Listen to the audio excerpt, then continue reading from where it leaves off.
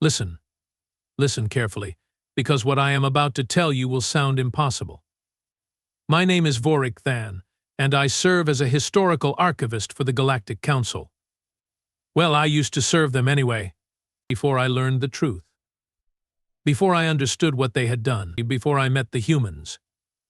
You probably do not know what humans are. That is exactly the point. That is exactly what the Council wanted. 300 cycles ago, the Council made a decision. A terrible, stupid, arrogant decision that would come back to bite every single one of us right in our collective posteriors. They voted, unanimously I might add, to erase an entire species from galactic records, to pretend they never existed, to wipe them clean from history itself. The species? Humanity. Their planet? Earth. A small blue world in a nothing sector of space that nobody cared about, or so they thought. I still remember the day I stumbled across the first redacted file. I was cataloging ancient trade routes in Sector 7 when my scanner picked up something strange. A data fragment. Corrupted. Sealed with Council encryption that was 4 levels above my clearance. Now I have worked in the archives for 60 cycles. I know every classification level. I have never, ever seen a seal that tight. So naturally I did what any reasonable archivist would do. I broke into it. Do not give me that look. You would have done the same thing. The fragment contained coordinates. Just coordinates. Nothing else. But the encryption level told me everything I needed to know. Something important had been there. Something the Council desperately wanted hidden. I ran the coordinates through my personal database. Nothing came up. I checked the official galactic charts. Empty space. Just a void. But here is the thing about voids in space. They are never really empty. Space is full of stuff. Gas clouds, asteroids, rogue planets, debris. There is always something.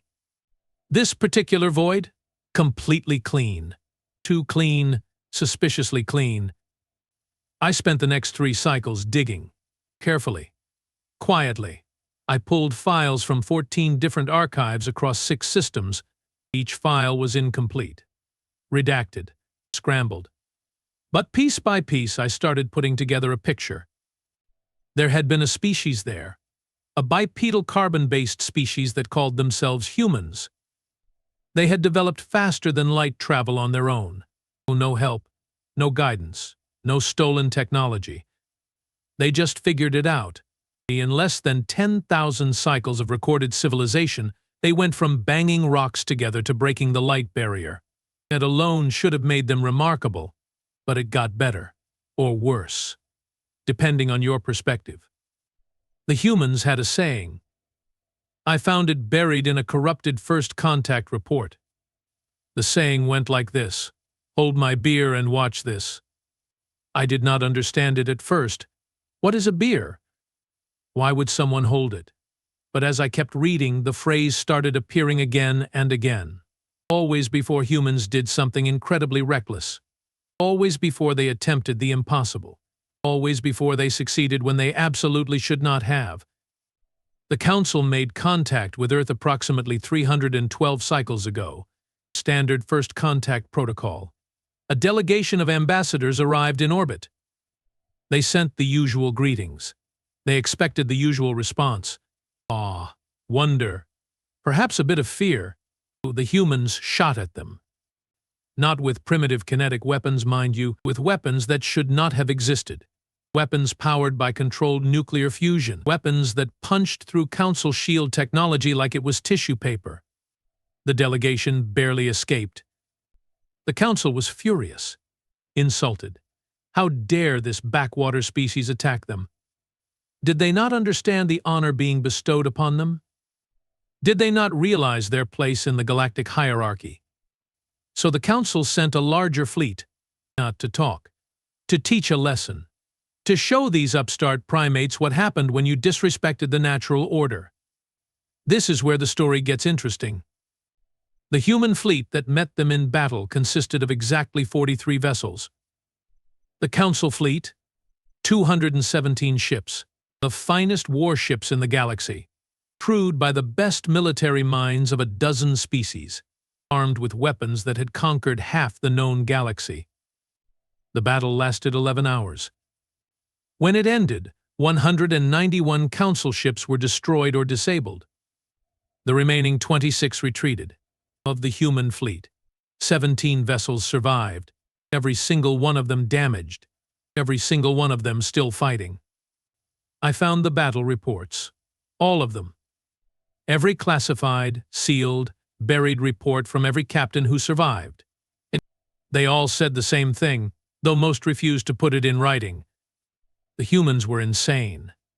Absolutely, certifiably, dangerously insane.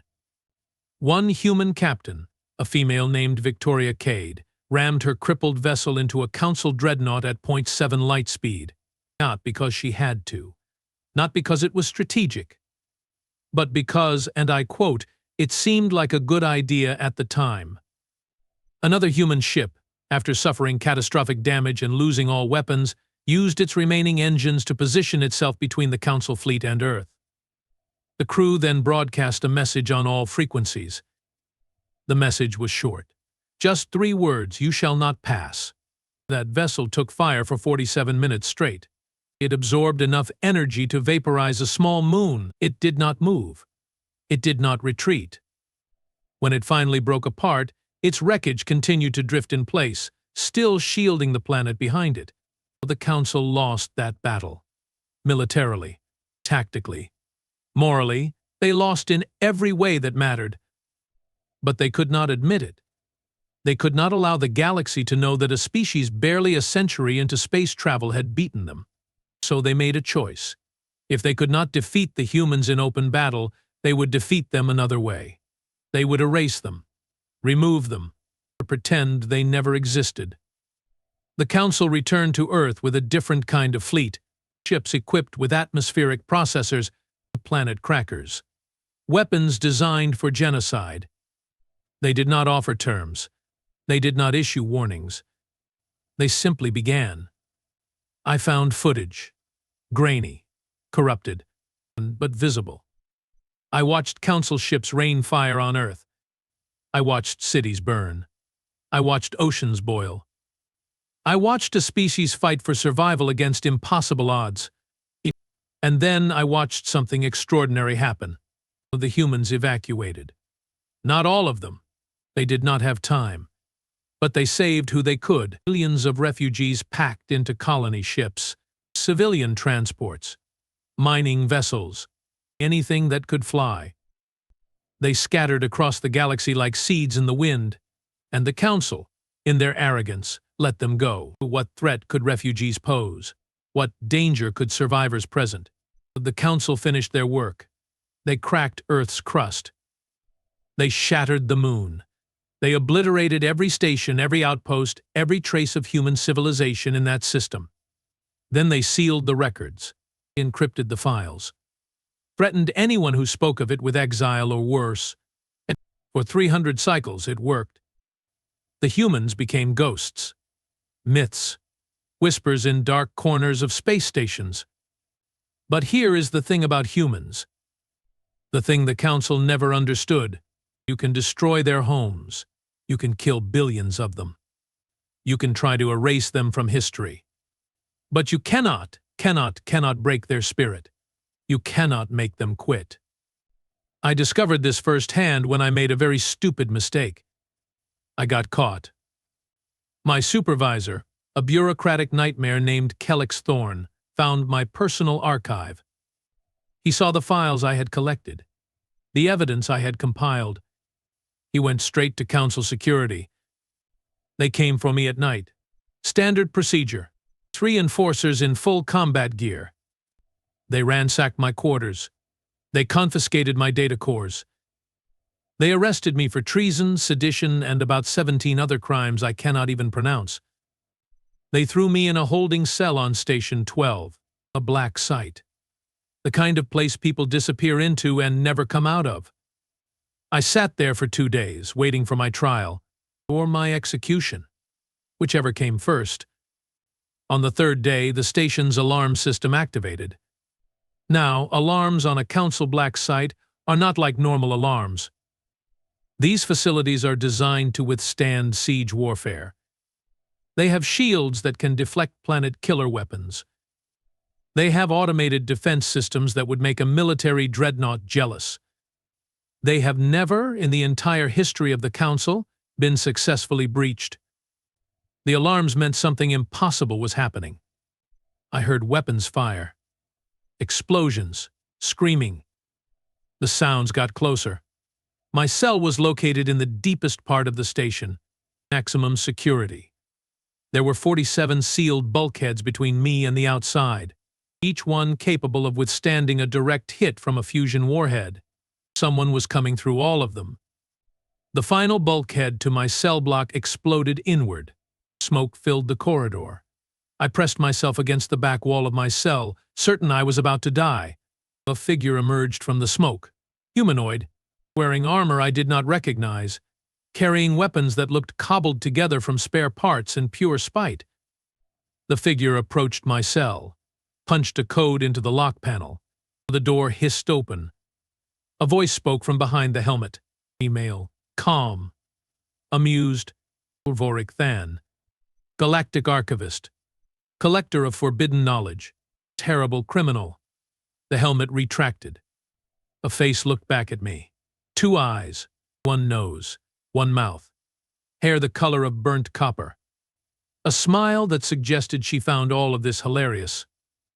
"You are human," I whispered. "Guilty as charged," she said. She extended a hand. A human gesture I had seen in the old files. "Name is Kira Voss. I hear you have been asking questions about my people. Questions the Council really does not want answered." I stared at her. At this impossibility standing in front of me. "They said they killed you all. They said Earth was destroyed." Kira's smile turned sharp. "Hard. They destroyed our planet, yeah. Killed about 12 billion of us. Pretty thorough about it, too. But here is the thing about humans, Vorik. We are really, really difficult to exterminate. We scatter, we adapt, we survive. And most importantly," she leaned closer. Her eyes gleamed with something that might have been madness or might have been genius. "We remember." "How are you here?" I asked. "How did you find me? How did you breach this station? Which question do you want answered first?" Kira checked something on her wrist device. "We have about 3 minutes before Council reinforcements arrive. I suggest we continue this conversation somewhere else." "You want me to come with you?" "Unless you would prefer a Council interrogation. I hear they are very thorough, very painful, very terminal." She tilted her head. "Your choice, archivist." I made my choice. I followed her. We ran through corridors filled with unconscious guards, past defense systems that sparked and smoked, through sections of the station that looked like they had been hit by a small war. Which I suppose they had been. "How many of you are there?" I asked between gasps for air. "On this raid?" "Just me." Kira said it casually. Not like it was perfectly normal for one person to assault a maximum security council facility. "Just you? You did all this alone?" "Well, I had some help from the station's own defense grid. Turns out council security systems are really easy to hack if you know what you are doing. And if you are willing to blow up a few things to create distractions." She glanced back at me. "Keep up, archivist." "We are almost there." We reached a maintenance bay. A small ship waited inside. Not council design. Not any design I recognized. It looked like someone had taken parts from 15 different vessels and welded them together with hope and determination. "That thing flies?" I asked, horrified. "Like a dream," Kira said proudly. "Well, like a nightmare, technically. But it gets me where I need to go." We boarded. The interior was cramped, cluttered. Every surface covered in equipment, weapons, or food containers. Kira strapped herself into the pilot's seat, threw switches with practiced ease. The engines whined to life. "Hold on to something," she advised. The exit strategy is a bit rough. Rough was an understatement. She blasted through the maintenance bay doors without bothering to open them first. Station alarms screamed. Weapons fire lit up space around us. Kira laughed. Actually laughed. Like this was the most fun she'd had all week. "You are insane," I told her. "I've been hearing that a lot lately," she agreed. She threw the ship into a spiral that should have torn it apart. Somehow it held together. We shot past 3 pursuing Council fighters. But you know what? Sanity is overrated. We jumped to faster than light speeds. The station disappeared behind us. I sat in silence for several minutes, trying to process what had just happened. "Why?" I finally asked. "Why rescue me?" Kira glanced over. Her expression turned serious. "Because you were looking for the truth. Because you risked everything to find it. Because the galaxy needs people like you, Vorik. People who ask questions. People who refuse to accept comfortable lies. What happens now?" "Now?" Kira smiled again. That dangerous smile. "Now I take you to meet the others. Now you see what humanity has become. Now you help us finish what the Council started." "Finish what they started?" "They tried to erase us from history," Kira said softly. "They wanted us forgotten. Lost. Gone. But we decided something different. We decided that if they wanted to make us ghosts, we would haunt them. If they wanted to make us legends, we would become the scariest legends they ever imagined." She pulled up a star chart. Dozens of systems marked in red. "These are confirmed human settlements. Hidden colonies, secret bases, places where refugees gathered and rebuilt. We have been busy these past 300 cycles. Archivist. Very, very busy." I looked at the chart. At the sheer scope of what she was showing me. How many humans survived? "Enough," Kira said. "More than the Council ever suspected. And we have been growing. Training. Preparing." She met my eyes. "They took our world. They took our history. They thought they took our future. They were wrong." The ship dropped out of faster than light speeds. A planet appeared ahead. Green and blue. Beautiful. Hidden behind a debris field that made it invisible to most sensors. "Welcome to Haven," Kira announced. "Humanity's new home. One of 17, actually. We like to spread out these days. Learned our lesson about keeping all our eggs in one basket." As we descended through the atmosphere, I saw cities, farms, infrastructure. A thriving civilization built from nothing. Built by refugees who refused to die. Built by survivors who refused to be forgotten. "The Council thinks you are extinct," I said quietly. "I know." Kira landed the ship with surprising gentleness. "Let them keep thinking that. For now. But soon, very soon, we are going to remind them of something important." "What is that?" She stood, opened the airlock, looked at me with those fierce human eyes. "That you cannot kill an idea. You cannot destroy hope. And you absolutely, positively, definitely cannot erase humanity. Because we do not stay erased. We come back stronger, angrier, more determined." She smiled one last time. "And we always, always settle our debts." Outside the ship, thousands of humans waited, working, building, training, living. They had not been erased. They had been refined, forged in fire and loss and rage into something the Council should truly fear. I realized then what I was witnessing. The Council had not destroyed humanity. They had created their own worst nightmare. They had given humans a reason to unite, a purpose, an enemy, and 300 cycles to prepare. The humans were not ghosts. They were not legends. They were a reckoning waiting to happen. And I had just become part of it. Kira led me into the city. People nodded at her, respected her. Clearly she was someone important here. We walked until we reached a large building at the city's center. Inside, a council chamber. not like the Galactic Council. Smaller, more practical, filled with humans who looked like they had fought for every breath they had ever taken. A man stood as we entered.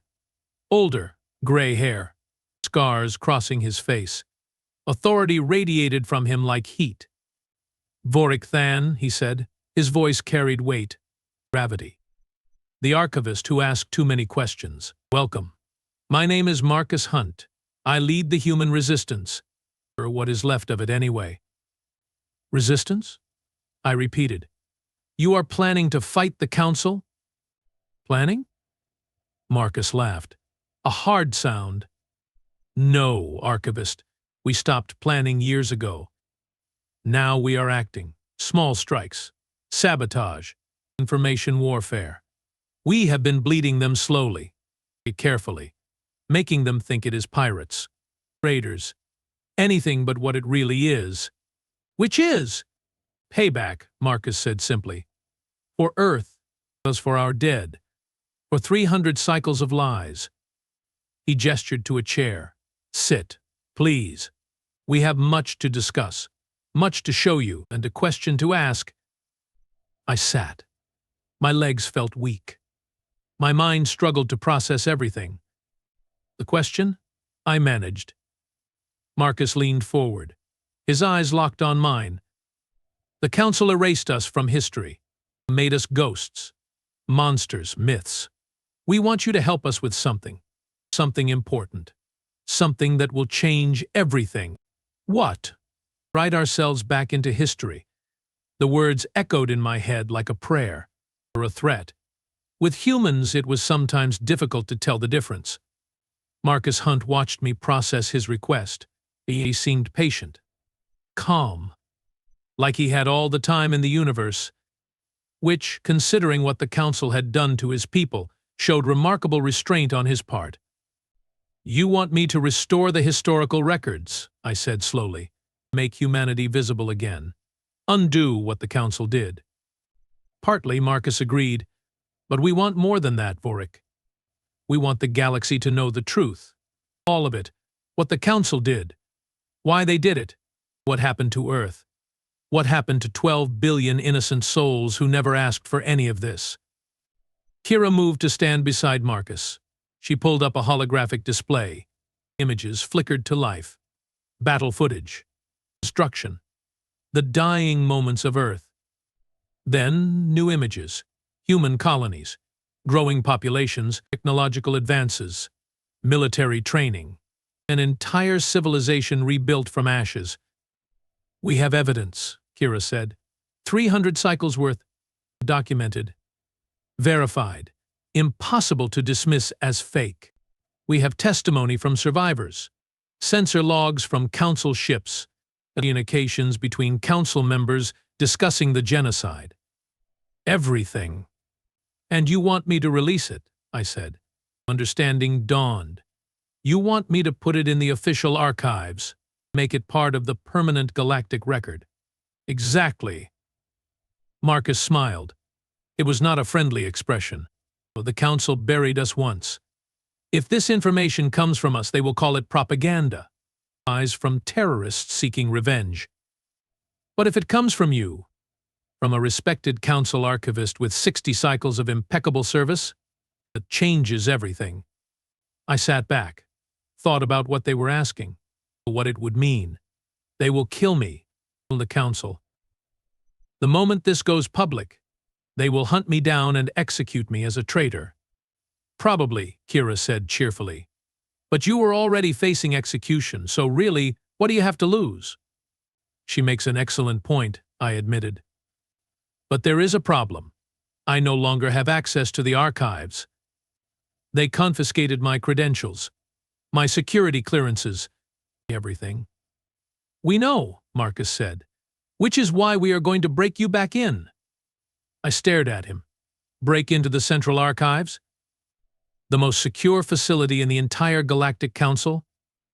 The building that houses every important document, treaty, and historical record from the last 10,000 cycles.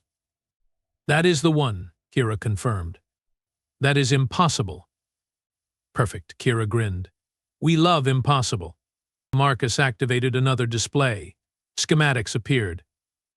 The central archives on planet Axiom Prime. I knew that building intimately. I had worked there for 40 cycles before transferring to the outer stations. It was a fortress, shielded, guarded, protected by systems that made Station 12 look like a toy. We have been planning this for 8 cycles, Marcus explained, ever since we learned about you, about your research. We knew eventually you would get caught.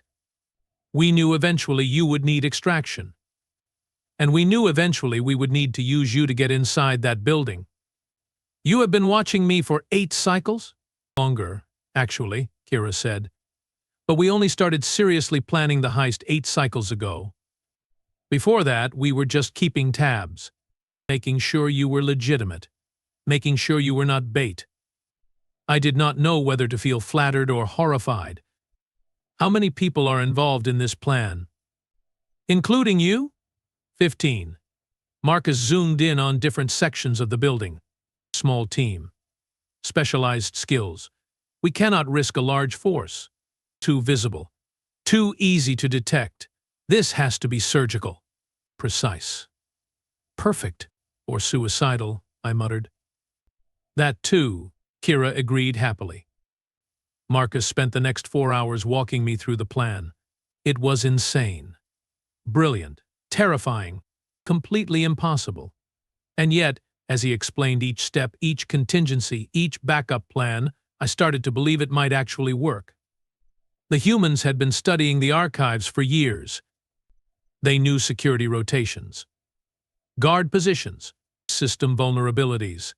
They had people on the inside. Not human people, obviously, but sympathizers, other species who had learned the truth, or who wanted the Council held accountable. How did you turn Council citizens into allies? I asked. What I asked? Marcus looked at Kira. She shrugged.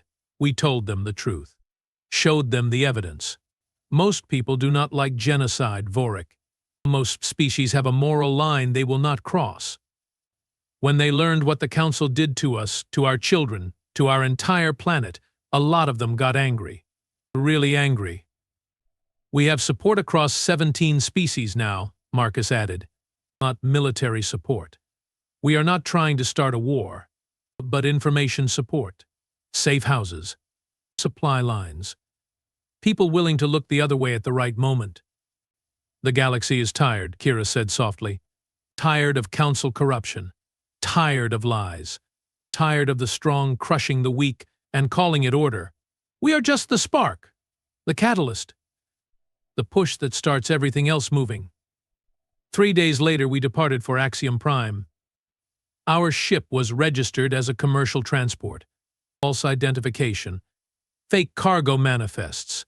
Everything designed to look completely ordinary and boring. The kind of ship security scanned once and forgot about immediately. Our crew consisted of 12 humans and me. Each human had a specialty. Kira handled infiltration and combat. A man named Tobias Wren managed electronic warfare and hacking. A woman named Lyra Moss controlled explosives and demolition. Others handled piloting, medical support, communications, and backup operations. Marcus stayed behind on Haven. Too valuable to risk on a field mission, but he monitored everything. Coordinated, adjusted plans as situations changed. The trip took 6 days. Long enough for me to get to know the crew. Long enough to understand just how seriously humans took their revenge. Do you hate them? I asked Kira one evening. We were alone in the galley. She was cleaning weapons with methodical precision, and the Council species. Do you hate all of us? She paused. Considered the question. No, not all of you. Most people had no idea what their government did. Most people were lied to just like everyone else. We do not blame them. Her hands resumed their work. But the Council leadership? The ones who gave the orders? The ones who pushed the button? Yeah, them we hate. Them we will never forgive. What will you do after this? After the truth comes out? Honestly, no idea. Kira smiled. Tired, human. We have spent 300 cycles focused on survival and preparation. We have not thought much past revenge. Maybe we build something new. Maybe we join the galaxy properly this time. Maybe we stay hidden and watch from the shadows." She met my eyes. "What would you do? If someone destroyed your world?" I thought about it. Really thought. "I do not know. Probably what you are doing. Fighting back. Refusing to disappear. Then you understand." We arrived at Axiom Prime on schedule, docked at a commercial port. Underwent standard inspection. The inspectors found nothing suspicious. Why would they? We were just another boring transport delivering boring supplies to a boring destination. We split into 3 teams. Kira led the infiltration group. Tobias commanded the technical team. Lyra oversaw the distraction squad. I went with Kira. My job was simple: to get to my old workstation, upload the data, authenticate it with my credentials, make it permanent. Simple. Except for the part where we had to break into the most secure building in the galaxy first. We waited until night. Axiom Prime operated on a standard diurnal cycle. Darkness did not make the archives less secure, but it did reduce foot traffic. Fewer witnesses. Fewer complications. Kira's team moved first. 6 people dressed in maintenance uniforms, carrying equipment that looked legitimate. We walked right up to a service entrance on the archive's eastern side. Tobias had already looped the security cameras. The door locks responded to his override codes like they had been waiting for us. Inside, we moved through maintenance corridors, areas I knew well from my years working there, areas the guards rarely patrolled because they were considered low priority. The archive's main defenses focused on the vault levels, the storage areas, the public access points. They did not expect threats from within. "Checkpoint ahead," Kira whispered. Her scanner showed 2 guards, standard patrol. "Vorik, can we avoid them?" I checked my mental map of the building. There is a ventilation shaft 3 meters ahead. It connects to the lower archives. Tight fit, but possible. "Tight fit is my specialty," Kira said. She popped open the vent cover, disappeared inside. The rest of us followed. The shaft was cramped, dark, hot. I am not built for crawling through confined spaces. My species prefers open areas, heights, not tunnels. But I pushed forward, focused on the goal, focused on what this meant. We emerged in a sub-level storage area. Rows of physical data cores stretched in every direction. Backup systems, redundancies. The archives kept multiple copies of everything and made them nearly impossible to destroy or corrupt. This way, I led them toward a terminal station. My old workstation was 7 levels up, but any authenticated terminal would work. "We need to move quickly. Security sweeps this area every 20 minutes. Tobias set up his equipment. Connected to the terminal. Started running access protocols. "How long to upload everything?" Kira asked. "The files are huge," Tobias said. His fingers danced across haptic interfaces. Complete historical records. Video, audio, testimony, evidence. We are talking petabytes of data. At current speeds, 14 minutes. Maybe 15. "Too long," Kira muttered. "Security sweep is in 8 minutes. "I can buy you time," Lyra said. She was already moving. "I will set charges on the north wing. Small ones. Loud. Nothing that will hurt anyone, but enough to draw security attention." "Do it," Kira ordered. Lyra vanished. Tobias kept working. I stood watch. My hearts pounded. Plural. My species has 3 hearts. All of them were racing. 5 minutes passed. Tobias hit 12% upload progress. Not fast enough. "Problem," Kira said. She was monitoring security channels. Guards are sweeping early. Someone called in a suspicious sound. "They are headed this way." "How long?" Tobias did not look up from his work. 3 minutes. Maybe less. "I need 10 more minutes." You have 3, Tobias swore. A human profanity I had learned during our trip. Very creative. Anatomically improbable. I can compress the files. Reduce quality. Get the upload down to 7 minutes. Do not reduce quality, I said. We need the evidence to be pristine, unquestionable. If it looks altered or compressed, the Council will use that to dismiss everything. Then we hold them off, Kira decided. She checked her weapon. A human design, aired magnetically accelerated projectiles. Illegal in most of the galaxy. Tobias uploads. Vorik authenticates. I keep the guards busy. You cannot fight Council security alone, I protested. Watch me. She moved to the corridor entrance, took position behind a structural support. Lyra? Status? Lyra's voice crackled through our communicators. Charges set. Ready to blow on your mark. Not yet. Let them get closer. I want their attention divided.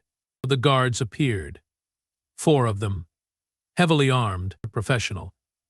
They spotted our position immediately. Started advancing. Cautious. Tactical. Halt, the lead guard commanded. Identify yourselves. You are in a restricted area. Sorry, Kira called back. Wrong turn. We will just be going now. Stay where you are. Hands visible. No sudden movements. Kira looked back at Tobias. Progress? 38%. Not good enough. She raised her voice again. Look, this is embarrassing. We are maintenance. Got lost. You know how confusing this building is. The guards kept advancing. They were not buying it. Smart guards. Now would be good. Lyra, Kira said quietly. Explosions ripped through the north wing. Distant. Muffled by walls and distance, but loud enough. Alarms shrieked. Emergency lighting activated. The guards froze. Confused. Torn between the intruders in front of them and the explosion behind them. Contact command. The lead guard ordered one of his subordinates. Report the explosion. Get reinforcements. He focused on Kira. You. Step out. Slowly. Keep your hands where I can see them. 62%, Tobias reported. Kira stepped out. Hands raised. Innocent expression on her face. Look, we really are just maintenance. Check your records. We have clearance. The guard checked his datapad. Frowned. These credentials are flagged. You are not maintenance. You are, his eyes widened. Human. Guilty, Kira said. Then she moved. I have seen combat footage, studied military tactics, read reports from dozens of conflicts. Nothing prepared me for watching Kira fight in person. She moved like water, like lightning, and like violence given form and purpose. The lead guard went down in 2 seconds. The second guard managed to raise his weapon before Kira disarmed him, literally. She broke his arm in 3 places. The third guard got off 1 shot. It missed. Kira did not. The 4th guard ran. Sensible decision. 84%, Tobias said calmly. Like a firefight had not just happened 3 meters away. More guards arrived. 6 this time. They had heard the commotion, seen their colleagues fall. They were not taking chances. They opened fire immediately. Kira dove behind cover. Returned fire. Precise. Controlled. Making every shot count.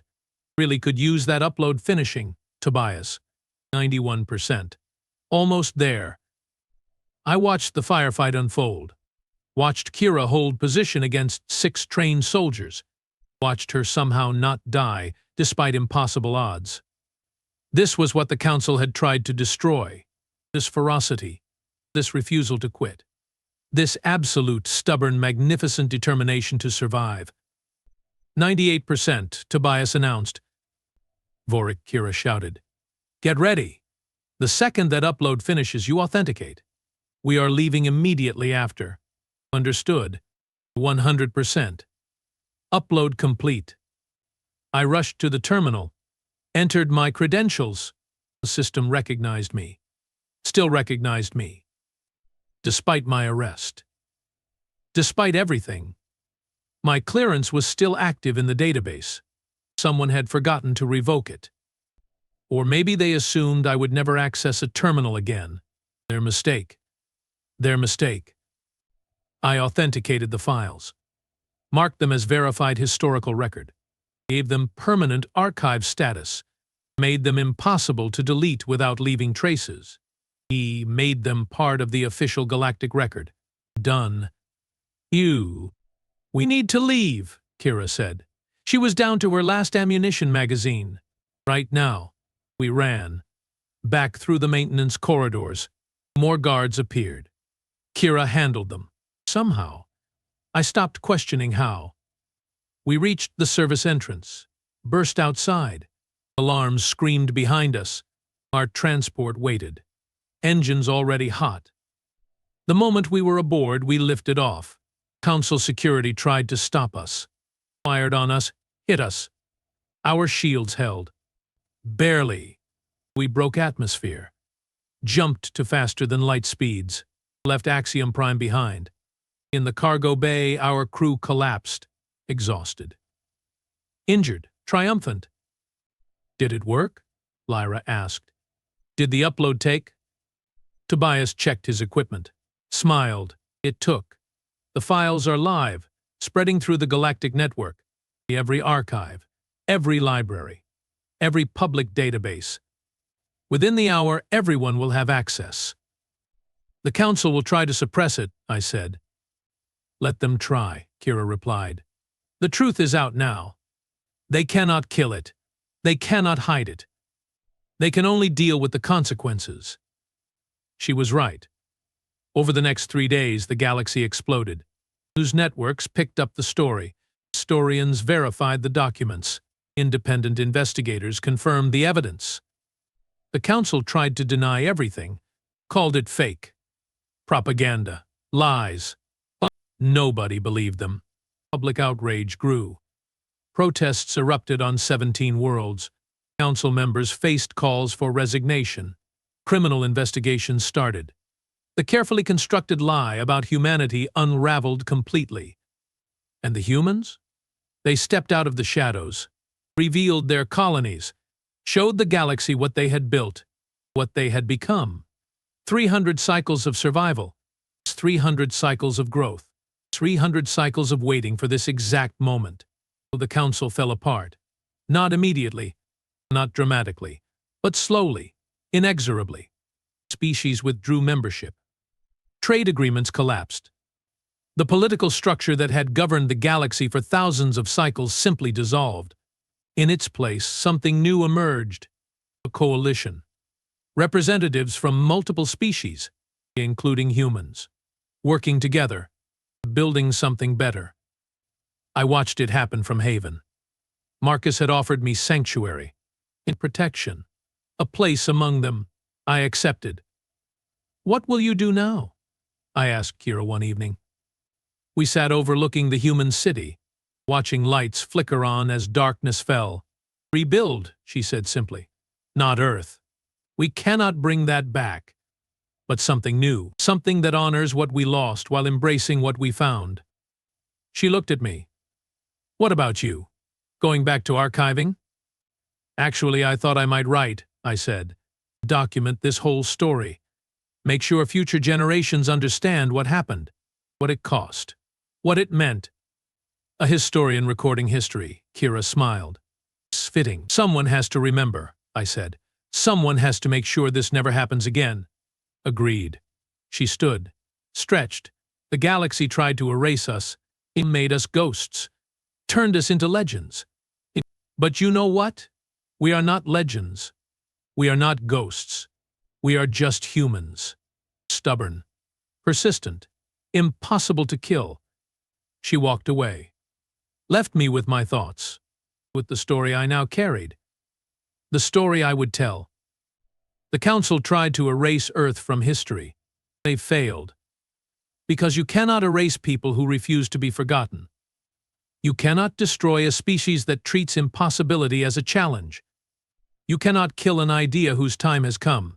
Humanity survived. They more than survived. They thrived. They became exactly what the Council feared most. Living proof that you cannot suppress truth forever. Living proof that victims eventually become victors. Living proof that the arc of history, however long, bends toward justice. 300 cycles ago, Earth died. 12 billion humans perished. An entire civilization nearly ended. But nearly is not the same as completely. Nearly is not the same as forever. And humans, as I learned, do not believe in giving up. They tried to erase Earth from history. Instead, they made humanity legendary. They turned refugees into revolutionaries, the victims into heroes, the forgotten into the unforgettable. And me?